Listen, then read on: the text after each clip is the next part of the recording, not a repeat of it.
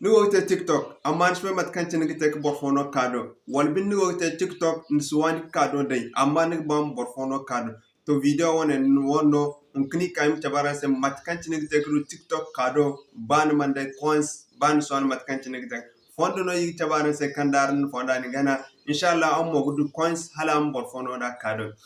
Alwat fangon kan dinig bam du kado. Tom kwen live ay bombore kan wote live alal misal larabe labera ni larabe ni kan ko live din guni won live fo bon wat kan tini go live ni tini kidi ga adaka fo dake adaka say fo ni kidi ga ignasa treasure box to treasure box so ni kan sinika coins dai wol bin sin de kat kan coins dai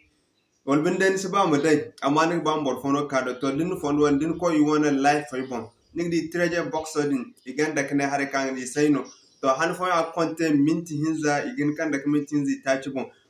to ni mahangar kalmin tay de kulmu to kubay matkancin daran wo da yi vida ga ta wat kulkancin min tay to kubay a cinin nim ka ni ma nan do wasi zamaran borbo no ne tin bobu gono kan yangai mo is consider treasure box and then so bay gana kudunga won conseil no din to wat kulkancin ko du console direct agon won kontora din ko life won di bankan go ga ko te kan ni se won ni ban bor fono console gift en même temps ni ganna ni hinna ko agbora no gift inshallah matkancin ara wo di vida da sai ya tinara maguna